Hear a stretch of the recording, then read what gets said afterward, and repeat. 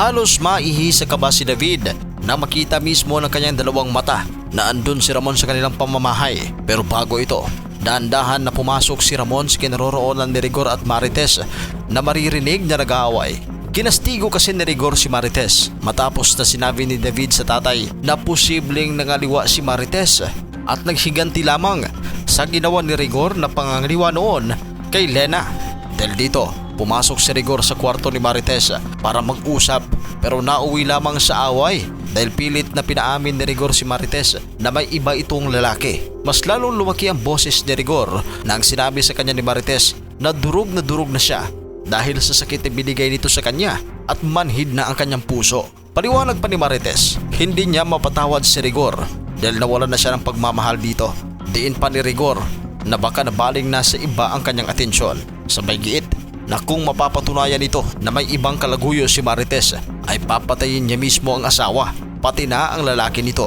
Habang nag-aaway si Rigor at Marites ay nakikinig lang si Ramon sa labas ng kwarto nito at nakatutok ang kanyang baril dahil kung may masamang mangyari kay Marites ay agad itong papasok.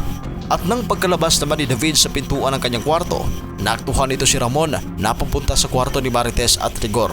Dali-daling binunot ni David ang kanyang baril at itinuto kay Ramon habang nanginginig sa kanyang natuklasan.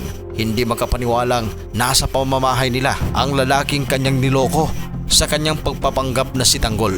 Di lubos maisip ni David kung ba't nagawa ito ni Ramon na pasukin ang bahay nila. Uunahan na sana ito ni David bago pa madiskubre nito ang lahat ng kanyang sikreto. Dahil alam ni David na kapag nagkita ang pamilya nito at si Ramon ay matuklasan ni Ramon na hindi pala ito ang tunay na Tanggol. Nang kalabitin na sana ni David ang gatilyo, napansin agad ito ni Ramon at nagtutukan sila ng baril. Pero imbis na kumprontahin ito ni David, itinaas ni David ang kanyang kamay at tinanong niya ito kung bakit nagpunta sa kanilang bahay at baka makita pa ni Rigor. Sagot ni Ramon, hindi niya hahayaan na minamaltrato lang si Marites ni Rigor. Nang aktong pasukin na ni Ramon ang kwarto nila, mabilis na humarang si David at nagmamakawa na huwag pumasok.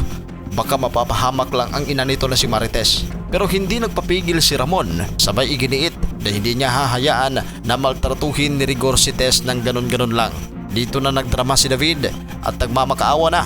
Nagdramang umiyak at lumuhod sa harap ni Ramon para lang di malaman ang mga tinatago-tago nitong sikreto. Mas lumiit na ang mundo ngayon ni David, lalo na't nakapagdesisyon na si Tanggol na kanyang hahanapin ang kanyang tunay na ama nang madiskobring hindi pala nito tunay na ama si Rigor. At kung magkataon na magkita si Ramon at ang tunay na Tanggol, siguradong mababaliw sa kaba itong si David at posibleng mauwi sa wala ang kanyang mga pinaghirapan. At kung malaman ito ni Ramon na peke pala ang Tanggol na kanyang kasama, ay hindi ito magdadalawang isip na paslangin ito. Abangan ang mga susunod na eksena sa FPJ's Batang Quiapo. Mag-subscribe sa ating channel.